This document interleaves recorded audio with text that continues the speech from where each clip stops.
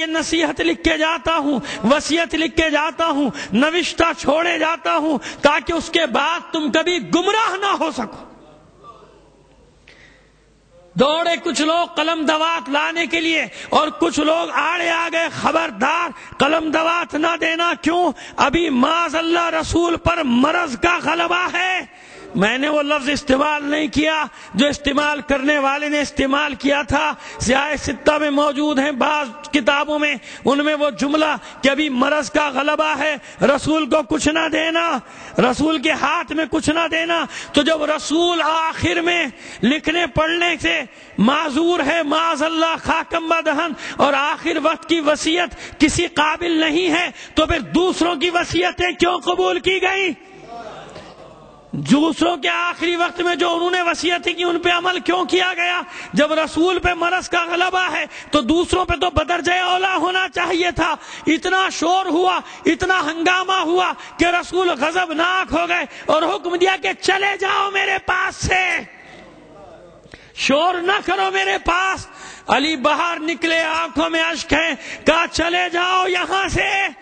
رسول چاہتا ہے کہ چلے جاؤ، اسے اکیلا چھوڑ دو۔ اب جانتے ہیں رسول کے میرے بعد کیا ہونے والا ہے۔ علی بھی پاس بیٹھے ہیں، فاطمہ بھی پاس بیٹھی، آنے والے وقت کو سوچ کے رسول کی آنکھوں سے اشک بہ رہے ہیں۔ آؤ علی میرے پاس آؤ۔ علی کے سر کو سینے پہ رکھا اور زور سے دبایا، علی تیار رہنا میرے بعد ان مصیبتوں کے لیے جو تم پر پڑنے والی ہیں۔ کبھی اپنی بچی کو دیکھتے ہیں، کبھی اپنی بچی کو دیکھتے ہیں اور تسلی دیتے ہیں۔ کس بات کی تسلی دیتے ہیں؟ کہ میری بچی اطمینان رکھ، سب سے پہلے تو مجھ سے آ کے ملے گی۔ روتے روتے اچانک جو بچی مسکرائی تھی تو اس کا سبب یہ تھا کہ بابا نے بشارت دے دی تھی، یعنی بابا نے بتا دیا تھا کہ ان کے اتنے ظلم و ستم ہوں گے کہ تو زیادہ دن جیے گی نہیں، تو میرے پاس آ جائے گی۔ میری بچی میرے گھر کے افراد میں، میرے اہل بیت میں سب سے پہلے جو مجھ سے ملے گا وہ تو ہوگی۔ یہ ہے فاطمہ۔ اور فاطمہ کا مقام کیا ہے؟ فاطمہ کا مقام یہ ہے کہ بس اب بابا بچھڑنے والا ہے، دروازے پہ کسی نے دستک دی، آنے والے نے اجازت مانگی، دختر رسول اندر داخل ہونے کی اجازت دیجیے، بیٹی نے منع کر دیا، واپس چلے جاؤ۔ ابھی بیٹی پاس بیٹھی ہوئی ہے، تھوڑی دیر بعد پھر دستک دی، پھر بیٹی نے کہا واپس چلے جاؤ۔ ابھی بیٹی بیٹھی ہے اپنے بابا کے پاس، جب تیسری بار دستک ہوئی تو اب ذرا تیز لہجے میں، غصے کے لہجے میں شہزادی نے کہا، ارے تم نے سنا نہیں؟ ابھی فاطمہ بیٹھی ہے اپنے بابا کے پاس۔ رسول نے آنکھیں کھولی، آخر وقت میں کیا خدمت انجام دے رہی تھی فاطمہ؟ ارے پانی کی پٹیاں رسول کی پیشانی سے بدلتی جا رہی تھی۔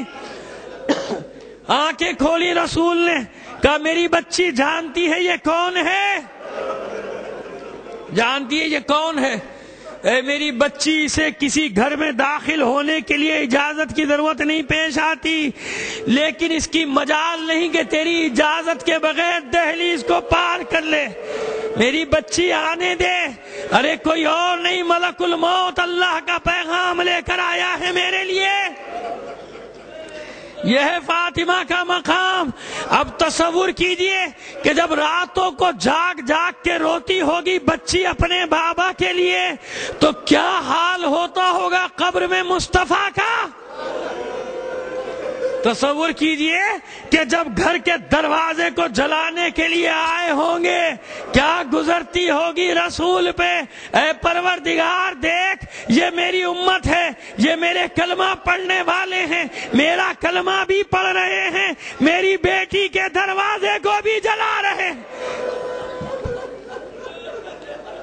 ارے ایک موقع تھوڑی، کبھی فاطمہ کی شہادت، کبھی علی کے سر پہ ضربت، کبھی حسن کے جگر کے ٹکڑے، اور ایک مقام اور مجھے بیان کرنے دیجئے رسول کی مصیبت کا۔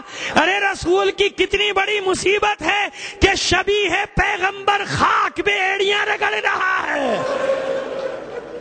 حسین کا کڑیل جوان ایڑیاں رگڑ رہا ہے،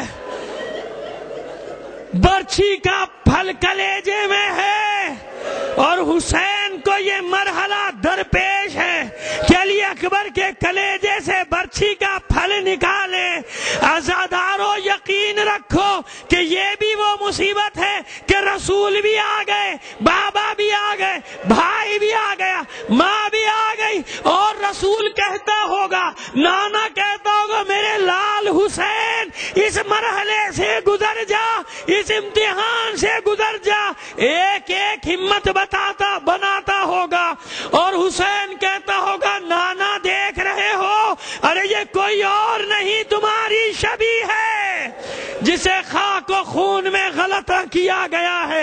اے بابا دیکھ رہے ہو اپنے بیٹے حسین کے امتحان کی منزل، ارے خیبر کا در اکھاڑا تھا، اب اپنے حسین کا خیبر دیکھو۔ ارے بابا بتاؤ خیبر کا در اکھاڑنا آسان تھا یا علی اکبر کے کلیجے سے برچھی کا پھل؟ الا لعنت اللہ علی القوم الظالمین۔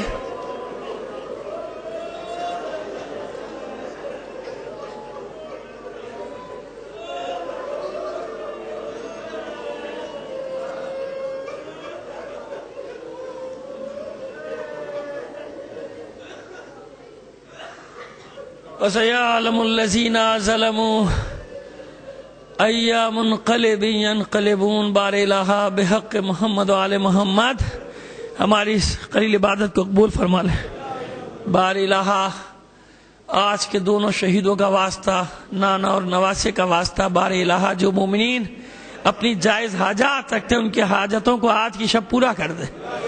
بار الہ دنیا میں جہاں کہیں بھی مومنین آباد ہیں ان کی جان و مال، عزت و آبرو کی حفاظت فرما۔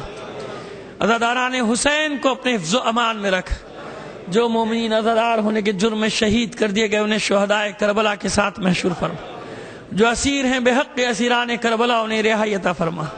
جو بیمار ہیں خاص طور پر ہمارے برادر عزیز خلیفہ حسن مہدی اور خلیفہ حیدر مہدی صاحب کی پوتی فریال، اور ہمارے ایک دوست سجاد بخاری، اور اس خانوادے کے میں دوگر کوئی مریض ہو، آپ کا کوئی مریض ہو، حاضرین و غائبین کا، یا ہماری مائیں بہنیں جو تشریف رکھتی ہیں یہاں کسی کا کوئی مریض ہو، بار الہ بحق بیمار کربلا ان تمام کو شفائے کاملہ و عاجلہ عطا فرما۔ بار الہ ہمیں موت نہ دے جب تک تو ہم سے راضی نہ ہو جائے، ہمیں موت نہ دے جب تک اہل بیت ہم سے راضی نہ ہو جائے۔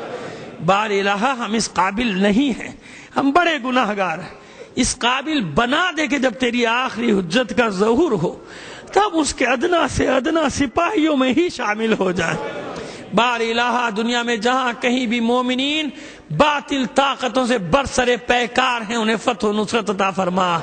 دشمنان اسلام، دشمنان اہل بیت کو شکست فاش سے دوچار کر دے۔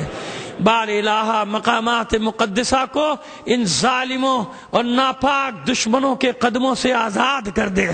بار الہ عراق کے مومنین جس تازہ کربلا سے دوچار ہیں اس امتحان میں بھی انہیں کامیابی اور سرخروئی عطا فرما۔ ہمارے مراجع الزام اور علماء ربانی کا دشمنوں کے شر سے حفاظت فرما، انہیں طول عمر عطا فرما۔ جس شکل میں جو مومن اس مذہب حقہ کی خدمت کر رہا ہے، ذاکر ہوں، خطیب ہوں، نوحہ خواہ ہوں، مرثیہ خواہ ہوں، ماتم دار ہوں، بار الہ جو مومن جس طرح بھی کہیں بھی خلوص عقیدت سے اس فریضے کو انجام دے رہا ہے انہیں دشمنوں کے شر سے محفوظ فرما۔ ان سب کو اپنی حفظ و امان میں رکھ۔ تعجیل فرما ظہور امام زمانہ میں آپ سے درخواست کروں گا اپنے تمام مرحومین اور شہدائے ملت کے ایصال ثواب کے لیے ایک سورہ فاتحہ پڑھ کر بخش۔